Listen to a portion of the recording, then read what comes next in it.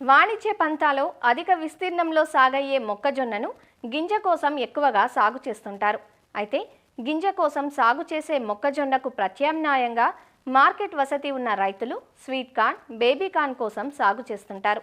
Sweet corn, baby corn కోసమే కాకుండా మొక్కజొన్నను popcorn కోసం కూడా సాగు చేయవచ్చని మీకు తెలుసా? ఈ పాప్కార్న్ మొక్కజొన్నను బైబ్యాక్ ఒప్పందంతో కొన్ని ప్రైవేట్ కంపెనీలు సాగు చేస్తున్నాయి. వాణిజ్య మొక్కజొన్నతో పోలిస్తే పాప్కార్న్ మొక్కజొన్న సాగు మంచి ఆదాయపరంగా ఉందంటూ రైతులు చెబుతున్నారు. గుంటూరు జిల్లాలో పాప్కార్న్ మొక్కజొన్నను లాభదాయకంగా సాగు చేస్తున్న రైతుల అనుభవాలను చూసేద్దాం రండి.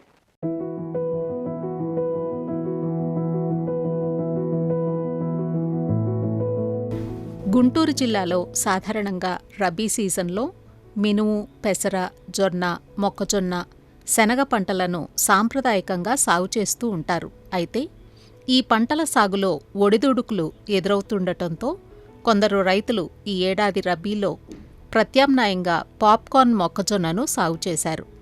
గుంటూరు, పల్నాడు, బాపట్ల జిల్లాల్లో సుమారు 3,000 ఎకరాల్లో ఈ పంట సాగైంది.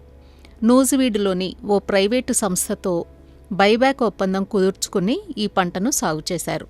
విత్తనాలు, ఎరువులు, పురుగుమందులు సంస్థ అందించగా రైతులు 105 రోజుల పంటకాలం కలిగిన పాప్కార్న్ మొక్కజొన్నను పండించారు. పండించిన పంటను నూర్పిళ్లతో పని లేకుండా నేరుగా కంకులను కోసి సంస్థకు అందిస్తుండటంతో రైతులకు శ్రమ, ఖర్చులు తగ్గుతున్నాయి. పంటను కొనుగోలు చేసి డబ్బును నేరుగా 15 రోజుల్లో రైతుల అకౌంట్లో వేస్తుందంటూ పాప్కార్న్ పంట ఆర్గనైజర్ మరియు రైతు మాధవరావు చెబుతున్నారు. నవంబర్ ఫస్ట్ వీక్ నుంచి వేసుకోవచ్చు అండి. ఇది వర్షాకాలం అయితే కరెక్ట్ కాదండి. నవంబర్ నుంచి మన డిసెంబర్ ఆఖరి దాకా సోయింగ్ చేసుకోవచ్చు అండి. ఇది ఎకరానికి వచ్చేసరికి 7 కిలోలు విత్తనం పట్టుద్దండి. 7 కిలోలు అంటే 40,000 మొక్కలు వస్తాయండి. 38,500 మొక్కలు మన కంపెనీ ఇస్తుంది. మనం ఇంకొక 1,500 ఇంకా ఎక్స్ట్రా పెట్టేసినా 40,000 మొక్కలు అయితే ఉంటాయండి. కండి వచ్చేతలకి మనకు వెయిట్ వచ్చేతలకి 200 గ్రాముల నుంచి 250 గ్రాములు కూడా వచ్చిందండి ఈ ఏడు. ఇచ్చేటప్పుడు తేమ మన వాళ్ళు 30 నుంచి 35% లోపల ఇరుసుకోమంటున్నారు సార్. 30-32% అయితే కంపల్సరీగా ఉంటుంది సార్ మనకు తేమ. ఈ కంపెనీ విత్తనం ఇచ్చే కాడి నుంచి పురుగు మందులు కానీ, ఎరువు కట్టలు కానీ కంపెనీ సపోర్ట్ చేస్తుంది సార్ ప్రతి రైతుకి. లాస్ట్లో మనం పంట అంతా అయిపోయినాక వాళ్ళు వేసిన దాన్ని వాళ్ళు ఎంత వాడుకున్నారో అది మనం కట్ చేసేసి తతిమా అమౌంట్ రైతు అకౌంట్లకే మనం 10-15 రోజుల మధ్యలో ఇచ్చేస్తున్నాం సార్. రేటు 24,000 అండి టన్ను వచ్చేతలకి. ముందే స్టార్టింగ్లోనే చెప్పేస్తారు సార్. మామూలు మొక్కజొన్న అంటే 4 నెలలు ప్రాసెస్ జరుగుతుంది. రేట్ అనేది డిక్లేర్ లేదు కదండి. ఉంటే 2,400 ఉండొచ్చు, లేకపోతే 1,500 ఉండొచ్చు. దానికి ఇదేంటంటే మనకు ఫిక్స్ రేట్ అనేది ఒకటి ఉంది కాబట్టి మనకి ఎంత పంట పండుద్ది, ఎంత ఆదాయం ఉంటుంది అనేది అసలు తొలకరలోనే మనకి పంట వేయకముందే అర్థమవుతుంది. కాబట్టి మనం అందరం దీనికే మొగ్గు చూపించాం. మామూలు మొక్కజొన్న అంటే 4 నెలలు ఉండేతలకి కర్ర హార్వెస్టింగ్కి వచ్చేతలకి పడిపోతుంది సార్. ఇప్పుడు ఇదేంటంటే మనం 90 రోజులు కర్ర చూడండి ఎంత దృఢంగా ఉందో. ఈ పడిపోవటం అనేది లేదు. దానితో 95 రోజుల కంటే ఇంకో తడి తగ్గిపోతుంది, ఎరువు కట్టలు కూడా తగ్గిపోతున్నాయి, బలం కూడా తగ్గిపోతుంది. స్టార్టింగ్ 2 కట్టలు డిఏపి, 1 కట్ట యూరియా పెట్టాం సార్. రెండో ట్రిప్ వచ్చేతలకి 10-26 ఒక 2 కట్టలు యూరియా 1 కట్ట పెట్టాం సార్. మూడో ట్రిప్ 1 అరకట్ట పొటాషు, 1 అరకట్ట యూరియా, ఇంకంతే. ప్రజెంట్ సార్ ఎకరానికి 20,000 కౌలు ఉందండి సార్.